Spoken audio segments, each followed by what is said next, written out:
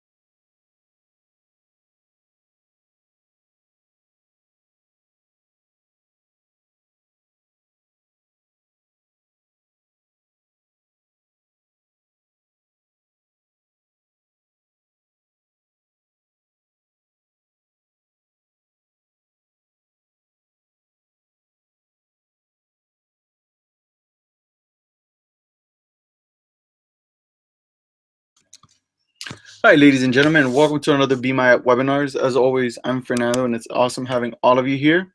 And today's webinar, we're going to have Dan Klyn from Grand Rapids, Michigan, and also the co-founder of the Understanding Group. He's going to be going over us what actually good means and the user experience. And without further ado, I'm going to let the gentleman speak for himself. So, Dan, you have the stage. And right before anybody else keep going, just a quick reminder, folks, if you have any questions at the end, you can just type them in the comment section where we're checking them out. So, Dan, you have the mic. Thank you, Fernando. Thank you, everybody, for joining. I'm going to be sharing my screen here. So if you hang on for just a moment. Okay, it says I'm screen sharing. And you should be able to see my screen now. Correct. You're good. Great. Okay. Well, the question of what good means is a pretty personal question, I think. And so you are going to have to endure a little bit of contextualizing just who I am in order for me to be effective in talking with you about this exceedingly important question of what good means, especially for the kinds of work that we do making digital products and services. So to introduce myself, my name is Dan Klyn. I am an information architect, and I live in West Michigan. And this is a graphic from a t-shirt that was made by some friends of mine as a joke, because West Michigan, where we live, it turns out it is not the epicenter of progressive culture.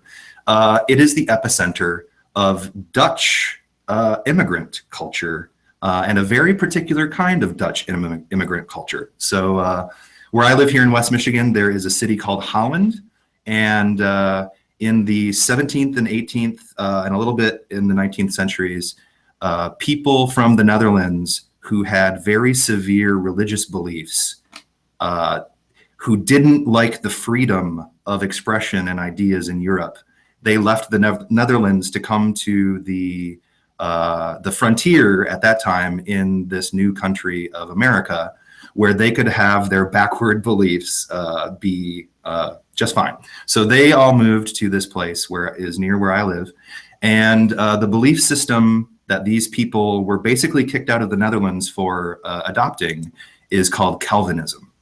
And you can say what you like about Calvinism. It's the tradition that I was raised in, and I have since rejected most of the teachings of this way of practicing religion. But one of the things that Calvinism offers, and I believe one of the reasons that people who live where I live are so attracted to this way of thinking and this philosophy, is because it offers certainty. Very black and white kind of certainty to know for sure who is in and who is out when it comes to after you die, do you get to go to heaven? This religion provided absolute certainty for some of the biggest questions in life. And I couldn't stomach a lot of the other things that come along with this religion, but I sure did miss certainty as I left the region and I went to college. I left this Calvinism behind, and I traded in the church for the library. And this is a picture of the library in Detroit, which is one of the places where I did my graduate and graduate study. And the topic that I focused on when I went off to college was not information architecture. It was literature. And I was the book by James Joyce, his famous novel, which is called Ulysses. And in retrospect, I found some of the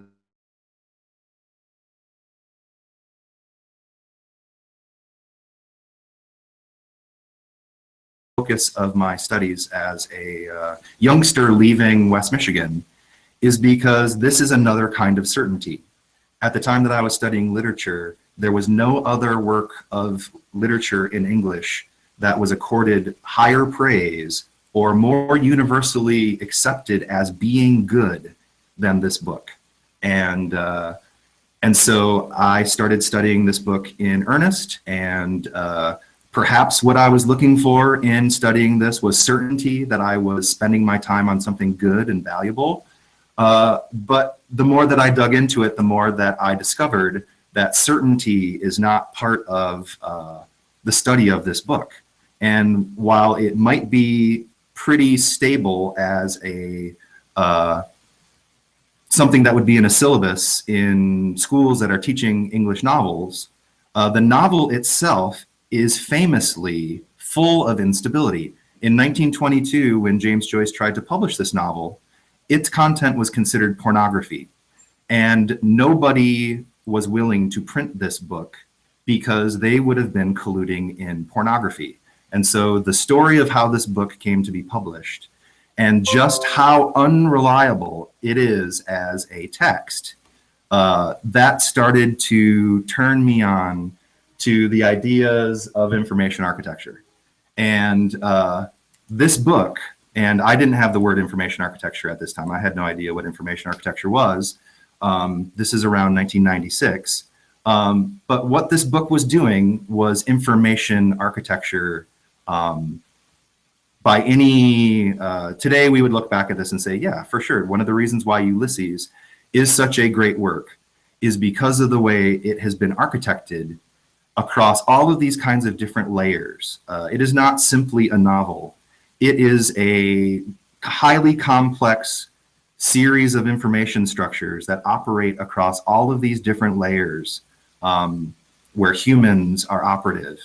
And it beguiled me. It completely fascinated me. And so I started losing what I lost in certainty, that you could know anything for sure about this book. I was gaining in appreciation for complexity and how something could operate across many, many different levels and layers. And so I had been planning on becoming this guy. And the book that I would be holding, if this were a picture of me in my sense of what my future would be Ulysses, and I would be an academic, and I would study this book forever, and it would be great. But I didn't turn out to be this guy. Instead, I turned out to be this guy. This is a picture of me from circa 1999, maybe 2000 actually. And as a library science student and literature student focused on Ulysses, when the internet and the World Wide Web became a really big deal, it turned out that I had all of these skills that were wanted by technology businesses who were making the first generation of websites. So I didn't turn out to be a literature student. I shifted my focus and started working on websites. And you can see behind me that there's a Dreamweaver box, there's a couple of boxes with Flash software in it, a JavaScript book, an HTML4 book. I became very good at producing web pages, and especially using this technology, which is all but removed from our lives today on the web. Many would applaud that's the case, but back in the year 2000, 2001, in the early aughts, if you could make things using Flash, you had a skill that was in very high demand. And so I got to work on a lot of really cool websites and CD-ROMs and things because I was good at the tools. And so the first sort of step on this journey I'm taking you through this afternoon or this evening, depending on where you're tuning in from, what does good mean? The first sort of stop that I took on this journey after leaving a religion that provided a framework for what good means. I left that behind. And what I learned out in the business world working on the web was that what good means is being able to make something be pixel perfect. The designers that I worked with were unaccustomed to technologists being able to make their Photoshop layouts show up in a web browser exactly the way that they designed it. Again, this is 2001, 2002. But I knew ways, especially using 3,000 nested tables and or Flash, to make it look exactly how they designed it. And one of the mediums that we used were these little business card sized CD-ROMs where we could have complete control over everything. Motion typography, fonts, kerning, leading, high resolution photography, at least for the time, by completely controlling the environment and burning it onto a disk. Every aspect of what was presented to users was under my control. And I was highly valued for this as a young professional.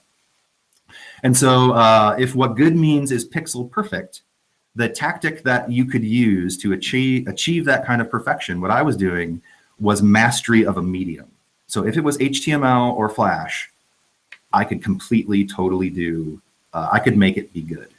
As soon as CSS and other types of things started to come onto the scene, I started to lose this ability to be a master of the medium. But for a while, by mastering the medium that I was working in, I could make it be good. It could be exactly like the layout. And maybe another way to talk about this tactic would be to say, we could make things better. And that's why people valued us webmasters and web producers, sort of the first generation of people who were building the web. We could make it be better. For example, we pioneered in one of the companies that I worked for, a wonderful company that still exists today called Fry. Back in 2003, we worked with a company to pioneer the use of Flash in the checkout. And that may sound like a terrible idea to you all, but back then, this technology allowed us to make the checkout be a rich internet application. And what that meant for our users, we tested the checkout process with users, and we found that if they became confused or they lost confidence in the HTML checkout, they would just close the browser and go away. And so what we were positing, and we proved out through iterative design and user testing, is when users are able to go asynchronously through the checkout. So if this checkout has 4 steps, what Flash allowed us to do that HTML3 couldn't do was let the user go back and forth in checkout without refreshing the screen to confidently see everything that they had entered into the checkout process. And what this did was it outperformed the HTML version of the checkout hugely. And the client loved it. We had made checkout way better.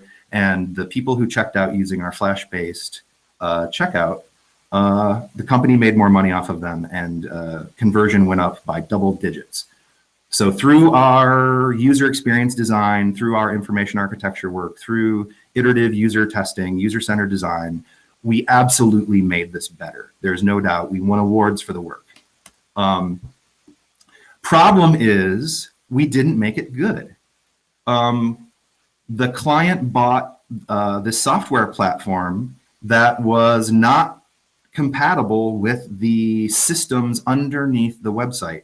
It turns out that there is a huge ecosystem of information systems and technology not necessarily directly connected to the website, but that affect the ability of the website to be a successful part of the overall information ecology. And we were not working in terms of information ecology. We were working in terms of making this one website better, and we had made it better. And in the process, we didn't make it good, and the store went out of business. So we made it better, but in the process, we made it bad.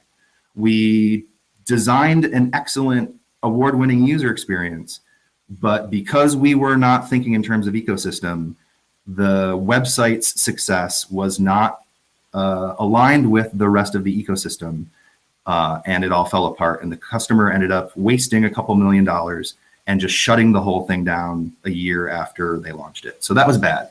And that left me scratching my head. I had a way of knowing what good means, which is making it pixel perfect and making it better, iteratively, incrementally better through user testing and A/B comparison testing. But we hadn't made it good. So I was looking for something else at this point in my career. Also, CSS was coming in and I was losing my expertise. And so as a producer, I started looking for advice. I started looking for somebody who could help me navigate this. And this is a picture of 2 really important American architects, Denise Scott Brown and Robert Venturi. And what Ms. Scott Brown said, I started reading about architects, and what she said is architects in particular look to gurus to help them understand what good means. And she likened it to what people did with putting a figurehead on the front of a ship, which is there is an uncharted place that we need to go into, and we don't know what is over there. There be dragons out there. And so let's put something magic on the front of the ship, and we can navigate this by magic. And Ms. Scott Brown cautioned us from doing that with, in this case, architects, some sort of really smart, awesome architect that we could, well, we'll just put them on the front of our ship and do what they do. She warns against this, actually. And instead, she and her husband, Robert Venturi, rather than trying to figure out what good means and finding a guru to put on the front of your ship to tell you what that means, they suggested that we back away from using the standard of goodness altogether, and in a kind of ironic way, adopt a different standard, which is almost all right.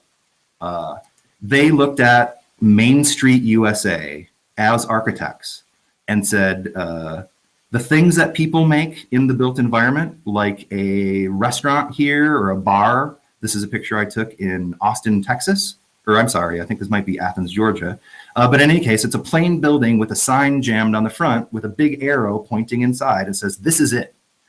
And they liked this better than fancy architecture. They like basically a undifferentiated box like this building with a fake front on it to give it more presence on the street, and a really clear sign on the front that helps people know what it is.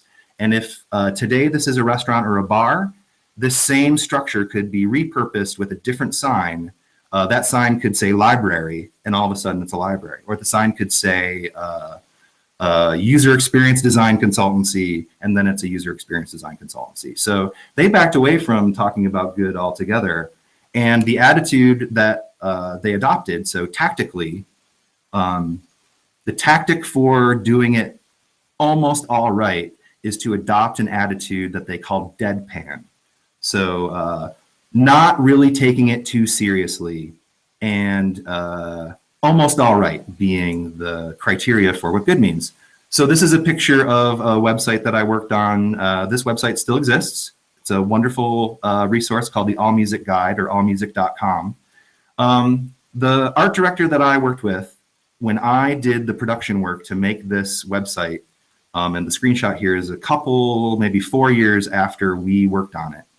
The design direction here, I think, is a lot like what Venturi and Scott Brown were talking about with doing it deadpan.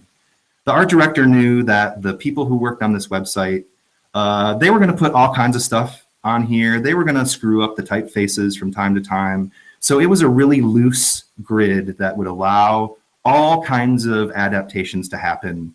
And if the colors were a little bit off or the indents were a little bit wonky on some browser, that's okay. The attitude here is to make a mitten instead of a glove. If the best music site in the world would fit a music lover like a glove, doing it deadpan is to say, well, we aren't going to shoot for doing it good. We're just going to try to accommodate any number of things. So you pull a mitten on your hand, what the fingers do inside of there, fingers can do any number of things. You pull a glove on, you're locked into a certain kind of way of using that structure of the glove versus the mitten. So I kind of like this approach, but it felt like giving up too much. It felt like if you needed to make a glove and all you can really come up with is mittens, that's not going to make the customer happy, A. And I've colored this slide yellow because it's also, at least in English, there's this expression, a jaundiced eye, sort of a yellow film over what you look at that makes it sort of, that spoils it. And I really couldn't adopt this as my methodology. I couldn't make it be pixel perfect all the time anymore. So that I couldn't do that. I considered a way of working where you would loosely accommodate things and not try to make it be good. And that didn't fit me either. So what I found was somebody else, maybe more like the mode of putting a figurehead on the front of the ship. But this is where it really started to get interesting for me as an information architect and as a designer. Encountering the work of Richard Sahlwerman, who invented the TED conference. He also invented information architecture for all intents and purposes, but he did it back in the 1970s and 80s. So the digital people in the early aughts, who I was taking my cues from as a web designer, web producer, most of those kinds of people had never heard of this guy. He was trained as an architect, and what he said good means was really clear, and he talked about it in those terms.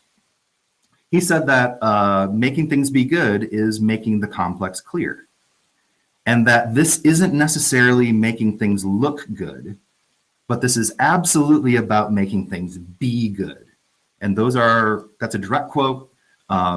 Here at last was a designer who was talking in the language that that was resonating for me, which is, I want to know what good means. Mr. Werman has a really clear way of talking about what good means, which is making the complex clear. And he positions his ideas as being different from designers. He was trained as an architect. This is a picture of him sitting on the steps of a house that he designed and built on Long Beach Island in New Jersey. He said that designers have a problem, that designers have a classic pervasive seduction that they are subject to, which is finding a solution instead of the truth. And If the truth is that you have a hand with 5 fingers and you need to do stuff when it's cold and not have your hands freeze off, actually, the truth is you need a mitten, or I'm sorry, you need a glove, not a mitten. And so talking about the truth and talking about making complex things clear in terms of honesty and truth, all of this was really, really resonating with me as a young designer.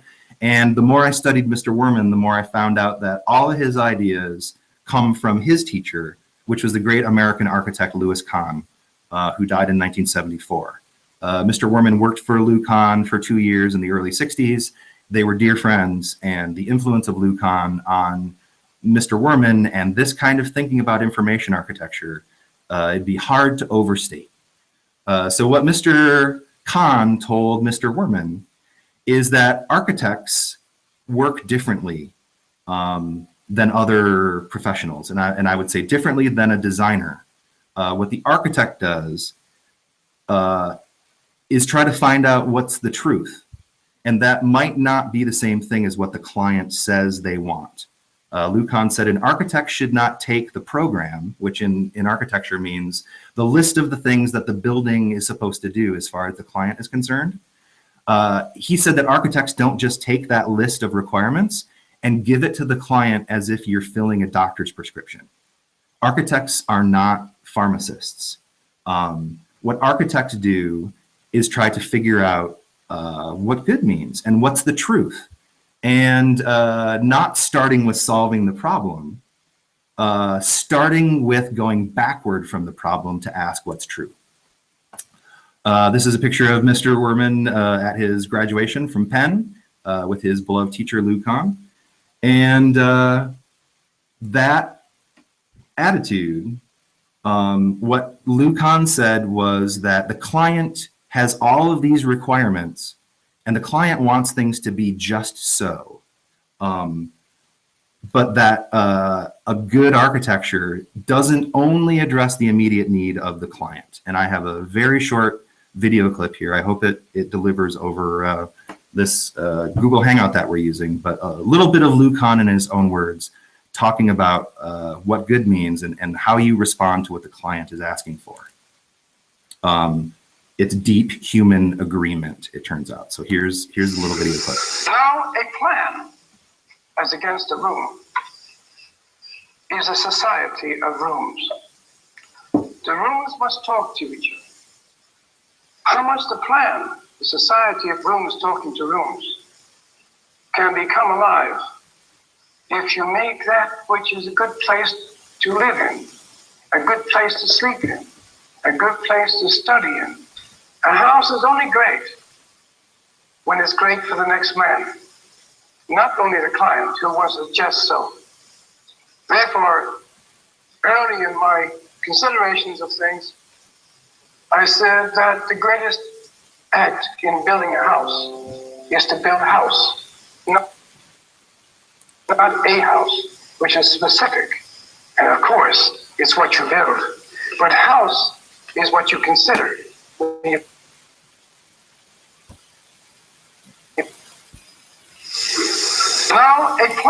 That didn't really play back all that well. I'm sorry, I had some interruptions from notifications. But long story short is a good work of architecture, Lou Kahn says, is good not just for the initial client who wants it just so.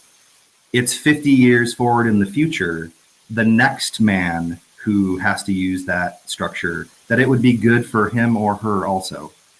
So the tactic here to make things be good in this sense is to go backward from the problem of client wants you to build them a specific house, and you go backward into what Lou Kahn called sort of a deep place of human agreement, where you would be addressing the problem of house, not the specific house that the customer wants you to make them. Of course, you end up building that eventually. But in order to make things good, you go backward from that problem of the specific house for the client, and you take on the question of what is house really? And that, to me, is a difference between architecture and design, is going backward from the problem and figuring out how that problem is situated inside of deeper, more vast structures in society, in the environment. That is the mode of architecture, and that is different than the mode of design, at least for Lou Kahn and for Richard Saul Wurman. You can go visit Lou Kahn's buildings and you get this sense, at least I do. This is a picture of the Kimball Museum in Fort Worth, Texas, that this does result in buildings and experiences in space that people agree, people from all sorts of different backgrounds, all sorts of different preferences, personal preferences for buildings. Somehow all of these people can agree that what Lou Kahn made is good. And that's the kind of goodness that I would love for us to be able to get at in our work in digital. Here's a picture of the Salk Institute. No other building has produced more Nobel Prizes in science than this building. And the people who work here will tell you that the building helps them create better science. Lou Kahn did not build a research laboratory for Jonas Salk. What he did was he asked the question, went backward from that question to what is space for discovery for science, and came up with something really wonderful. And what makes following this way of goodness, trying to adopt these kinds of ideas as the guardrails for the kinds of practice that we all do with digital products and services, being given the permission to go backward from what the client says they want you to work on, that is not always easy. And additionally, this statement from Mr. Kahn is really, if you let this work on you for a while, that you could make it be very good, but that could be less than good. You could solve the problem really awesomely. You could make something insanely great. My example for this would be the Apple Watch edition. Apple redesigned the way that molecules sit next to each other because they thought there was a more pleasing visual presentation of those molecules if somebody put their gold watch under an electron microscope. This watch is very good, but I would contend that it is not good. And that we could use Louis Kahn and Mr. Wurman's ways of working and thinking to explain to the designers and producers who made this why it is that they were able to get to this super height of attainment of very good, and yet this isn't actually good. And that's hard to talk about and hard to explain. Here's one example of why it may be very good, but it's not good. Apple's ecosystem has these incoherences in it that I think comes from being really distracted by rearranging the molecules of gold and not concentrating on the overall ecosystem. The holes in this ecosystem, to me, belie a way of working where they're making it insanely great and they're making it very good. Isn't good, though. So what Lou Kahn did in order to get to this goodness, another one of his tactics was to ask the material what it wanted, which sounds like a really romantic notion, but he would say, you ask brick what it wants, and that's part of how you make things be good, is honoring the material. And this romantic belief that some of you may not be able to sort of go there with me, but I'm going to put it out there for you, that the material wants to be used in some ways and will fight against you and doesn't want to work in other ways. That there's something inherent in the situating of material in space where you could be doing it right, doing it good by being tuned into the material and what the material likes to do. And that sounds a little bit crazy, I realize. Perhaps you should buckle your seatbelts right now because it's about to get crazier. So very good being less than good. And and asking the material what it wants. The closest example to a really good, not really good, just good digital product and service, for a long time, I thought it was this, which is a New York Times story called Snowfall. And when you're telling a story that has verticality to it with these mountains and people going down mountains, and a story that moves linearly through time, you can arrange the content here. So words, pictures, space, all of these things have been brought together to make this Snowfall story, and the experience of consuming it as a news consumer, it's magic. I encourage you, do a Google search for the word snow and then space and then fall and then New York Times and go check this out. When this was launched, I thought perhaps finally here is something we could all point to in digital and say, we have a lot of different ways of thinking and working, but let's all agree that this one, holy cow, this one is good. And in the time since Snowfall was published, there was a report that the New York Times did internally that has since been leaked. And this report on digital talks about Snowfall in particular. And the editors and producers who made Snowfall in this report talk about how awful it was that they made Snowfall. They created, the bar for what digital storytelling and interactive journalism was supposed to be, sort of the new normal in the wake of Snowfall. In the news industry, I have a lot of friends who work in the news industry, the Snowfall became a verb. And all of the people who did fancy news stories wanted to hit their news story with a snowfall stick and do it like that.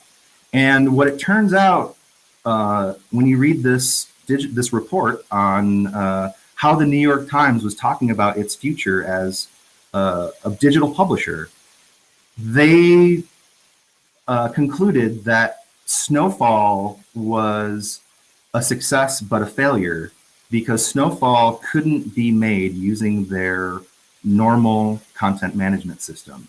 The story couldn't be produced using the resources and tools and techniques that constitute the ordinary way of running the business. The superhuman effort that had to be applied to do Snowfall was the extraordinary way. And so I have since retracted my many statements about the goodness of Snowfall as a digital product and service and experience, because after the insiders who made it published this report they did leaked, it became clear to me that you can't do this all the time. And what I'm looking for as a practitioner, and I don't know about you all, but I'm looking for a way to know what good means every day because I make decisions about design and architecture and any number of things on the client's behalf all the time. So is there an ordinary way you can get to good? And maybe we could use Lou Kahn to say Snowfall was very good, but very good is less than good. So what is an ordinary way? And this is the sort of the third step on the path that I've been walking toward what good means, in trying to find an ordinary way and wanting to jump off from and sort of take forward with me all of these things from Mr. Kahn and Mr. Werman that I think are really valuable. I landed on the teachings of an architect called Christopher Alexander. And there may be no other architect whose work has been attempted to be mapped into digital more than Christopher Alexander. Alexander's been working on architecture in the built environment for more than 50 years. He's quite old now and is not active in the field, but he has this body of teachings that people like us in digital have been trying to understand for a long time. And the more I dug into this body of work, the more I'm convinced that an ordinary way of making things good, the secrets to figuring that out are in the work of this man, I'm so used to saying Richard Saul Werman, in the work of Christopher Alexander. And what Christopher Alexander discovered or worked hard to understand is the basis for beauty in buildings or in anything really. And in order to study, he was a mathematician as an undergraduate at Cambridge and dual degreed in architecture, then went on to take a PhD in architecture from Harvard. And what he discovered through his work, and this is in sympathy with what Lou Kahn was doing when he was asking the brick what it liked and respecting the materiality of his craft and believing that the material wants to be situated in space in a certain way. These are the same ideas that Christopher Alexander was fascinated by. So the picture that I'm showing right now is a picture of what happens to metal shavings in the presence of a magnet. And what happens to these metal shavings in the presence of a magnet is they rearrange themselves into complex, beautiful structures. And Christopher Alexander spent 50 or more years of practice trying to reverse engineer or understand from nature. Nature wants material in space to be situated a certain way, and that certain way results in beauty and wholeness and life.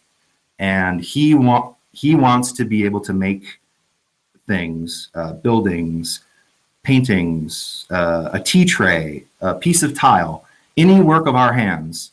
He believes we can make things according to the same universal principles in the environment that cause these metal shavings to make a beautiful flower, that we can understand those and apply those to our work.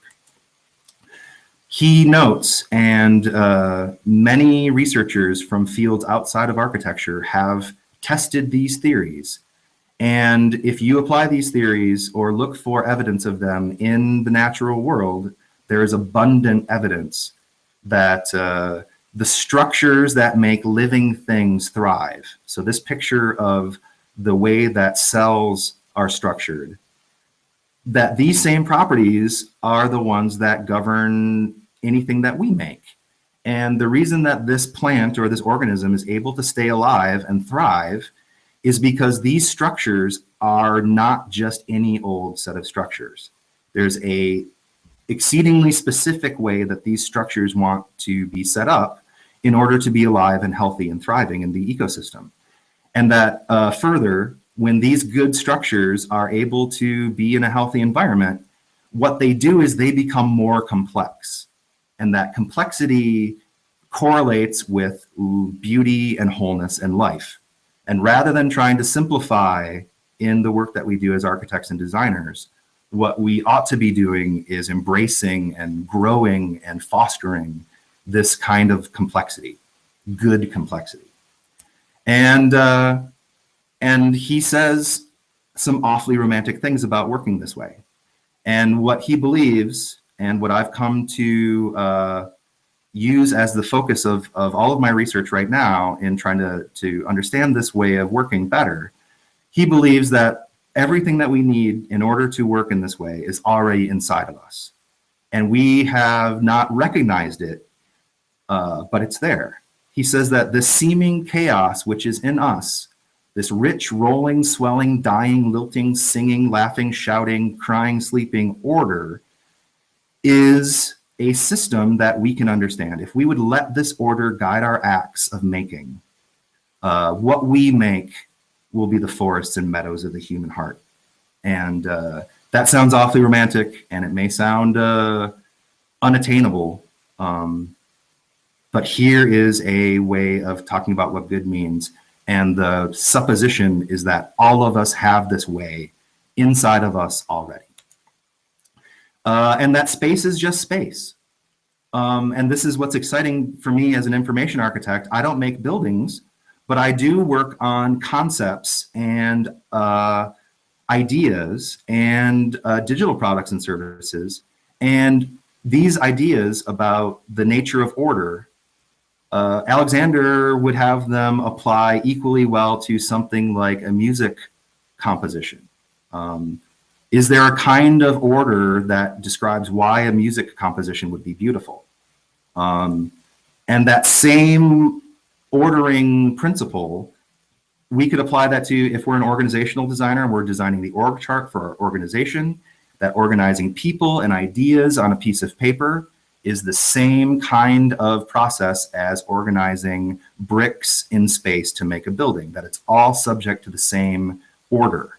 The reason that this interface from Spotify isn't good is because the elements here in this space are not arranged and situated with a mindfulness to the way that they want to come together, is the theory. This is a picture of Mr. Alexander. He says that there is a single, solid, objective basis for the difference between good and bad. And that what goodness means ultimately is a concept that resists, earlier in his work, he called it the quality without a name. At this point in the maturity of his work, after spending 27 years writing a book called The Nature of Order, now he's willing to give it a name, and the name is wholeness, beauty, life. And when you're talking about any one of these, you're talking about the other two. And that the way that you do this is to just play along with how everything already wants to come together. He believes that something within space and matter can be awoken by the presence of the proper configurations. That the way that we situate material or ideas or concepts or CSS classes or anything that is situated in space, that there are some ways that are good ways to put it together, and that we know how to do that instinctively and inherently by continuously asking the question, if I do it this way or some other way, would this way or that other way result in and bring more wholeness, beauty, and life? And that at any point, a designer can make that decision and always be choosing a way to work, which is more about wholeness, beauty, and life than less. And if we can train our feelings, that's one of the reasons why people don't work this way, is because his theory is that the instruments that we can use to tune ourselves to understand how to work in this way, that's our emotions. And I don't know about you all, but as I was trained as a professional, bringing my emotions into it and using them as the first place that you would look to help make a decision, that is the opposite of how I was trained. That by using my feelings and asking myself as a designer, this choice or that choice, which one will make more beauty, wholeness, and life? If you do that as a practice, that you can figure it out. And you can always be making choices that make things be good. And I was a little bit skeptical of this. And I taught this in my class. I get to teach an information architecture class at the University of Michigan. I would teach Alexander's work in a cursory way, just sort of making sure that my students were aware of it. But I did not base all of the instruction on this, not even close, because it sounds crazy that you would use your feelings to figure out how to make things whole, and that experts are wrong, and that there's an ordinary way of doing this stuff that's available to everyone, and it's the same way that's been operative for hundreds, if not thousands, if not millions of years. I was skeptical of this until I went to a place in Tokyo called the Eshin School. About a 80-acre site, completely built by this way of thinking. And I was completely persuaded that this works. The ways that these spaces made me feel and the evidence of them being good for people. We talked with the vice principal of this school, and she said that there are students who come to this school who have behavior problems.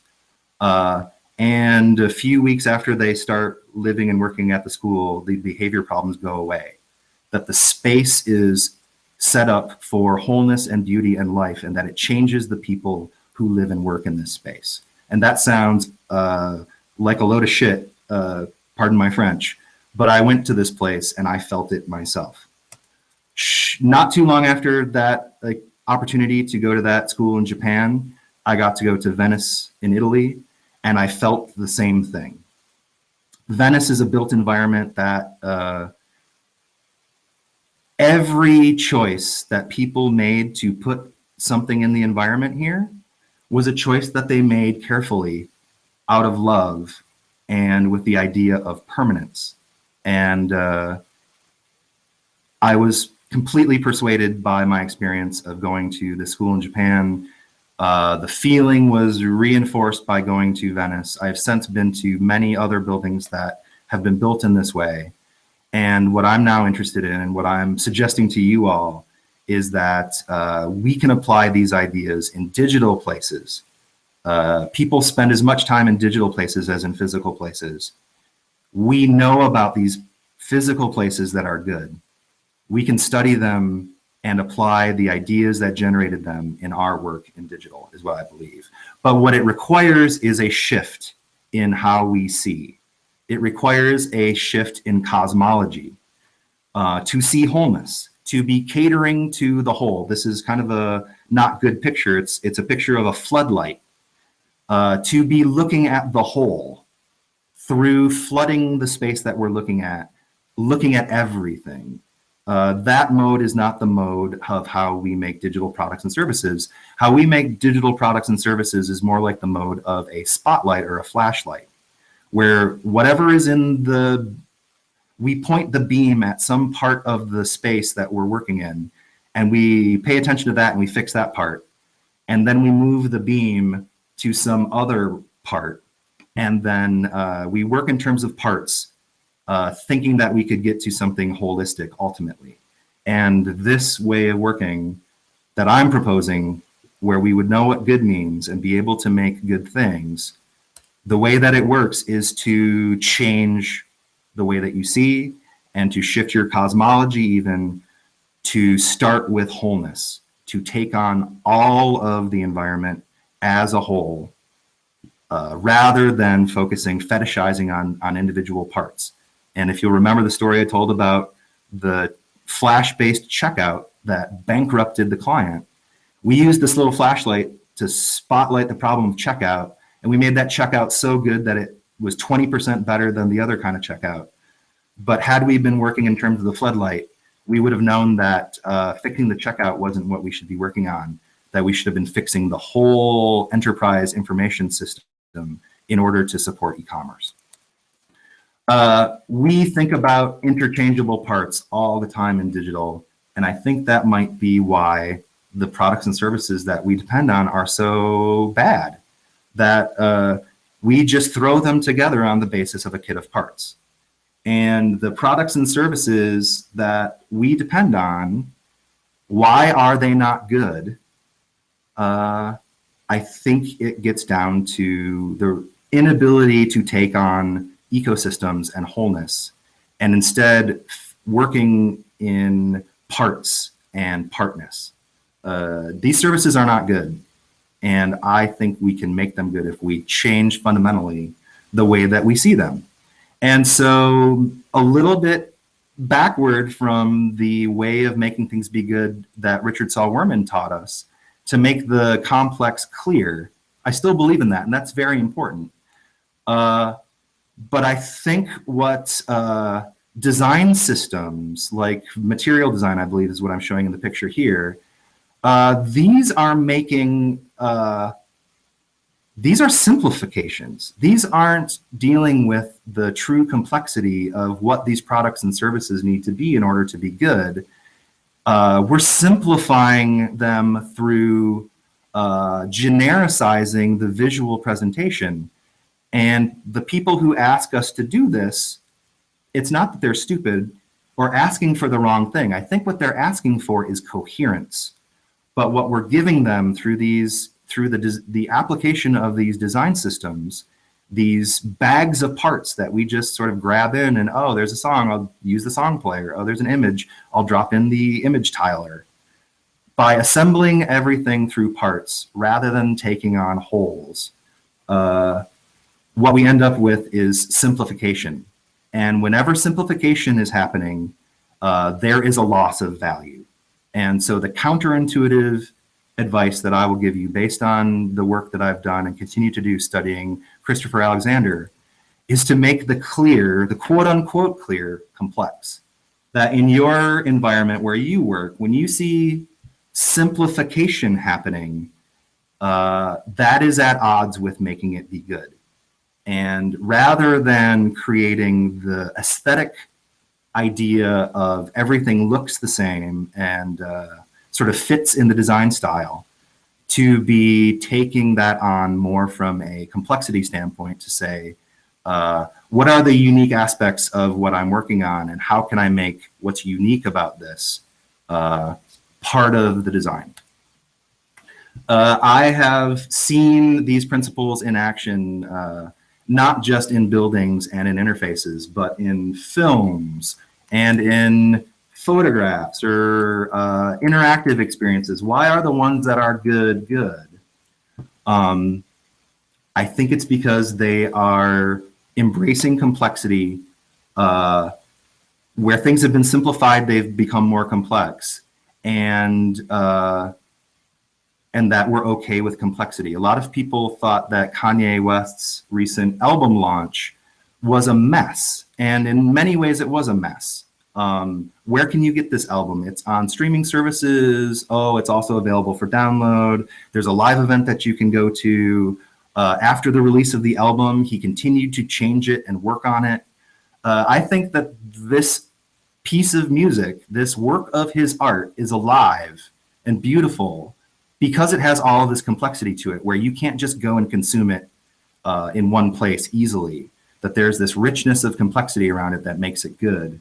I think that that's how we ought to be working in digital. And the students that I've exposed to these ideas, once you start to respond to the idea of wholeness, and if you entertain the idea that there's a timeless way of building that all of us know that we could do, and that could be the ordinary way, it becomes pretty infectious. And it seems to apply to everything from folding the laundry to finding your keys to making a meal. And so I think that these are important ideas, and I'm really curious to know what you all might think of them or do with them. So in summary, principles for making things be good. You can start out with Mr. Werman. Looking good is not necessarily being good, but if you can make the complex clear, not simple, that is not simplification, that is clarification, that is always going to be good, that the value of your effort will be incontrovertible when your effort is to make the complex clear. The way that you do that is to work more in terms of architecture than design initially, rather than being seduced by solving the problem, going backward from the problem and asking what's true. And that may not be a comfortable process, but that's how you get there, according to Lou Kahn and Richard Saul Werman. Remembering that very good is less than good, that there is an amount of effort and a way of working where we can be improving it. We made the flash-based checkout very good, and then the company went out of business. So recognizing that fetishizing any one part of what you're looking on to make it be insanely great, that's probably at odds with the goodness of the other things in the ecosystem. And then lastly, maybe play with this, that there is this idea of wholeness and beauty in life, that's a real structure that you can be trying to make things be aligned with. And each choice that you make as a designer, asking what is the choice that makes it more whole, more beautiful, more alive, and working your butt off to make that choice be the one that ends up in the product. And lastly, how do you think about this? Whenever you see somebody simplifying something or asking for a really simple way to do X, Y, and Z, that's probably doing it wrong. Complexity is where all the life and beauty and wholeness is, as far as I'm concerned. This is really important. People spend 40 hours a month in these digital places. Most people 150 times a day looking at a smartphone. Making these kinds of places be good for people. I think that there is a rich trove of information for how to do that. And it just takes reading thousands and thousands of pages of books about architecture. So if you're interested in any of these ideas, I've got a list of works cited at the end of this deck. We'll make the deck available. And here is the rationale for why you would do this. What would it be like to live in a world where the reasons that you have for making something functionally and the reasons that you have for making something a certain shape or in a certain way are coming from precisely the same place, and it's not a mystery. It's coming from in you, and you know how to make it good. Thank you. And if you are interested in the things that I've talked about, there's that list of works. There's also an organization that you can join for free, or there are professional and student and enterprise level memberships that you can pay for. But the Information Architecture Institute is an organization where if any of the things that I've talked about today are interesting to you, you can find other people and resources through the IA Institute, iainstitute.org. And then for those of you who can be in Amsterdam on the 21st of September, I'm giving a all-day workshop for the benefit of the IA Institute. The morning session is devoted to learning from the works of Richard Saul Wurman, and the afternoon session is devoted to learning from the works of Christopher Alexander. And I would love to see you there if you can make it. And that is all I have for you today. If you'd like to send me questions, you can do so through Twitter. I'm Dan Klyn on Twitter. And Fernando also has a way, I believe, to have you send in questions that I can hopefully answer for you after the fact. Yeah, thank you very much, Dan. It was definitely philosophical and almost enlightenment. Folks, that was Dan Klyn. Thank you very much.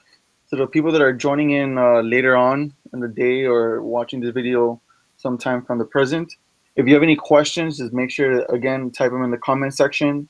We do get notifications when there's a new question, so it's easy for me just to copy and paste it and send it to Dan. And as he said as well, you can also reach out directly to him.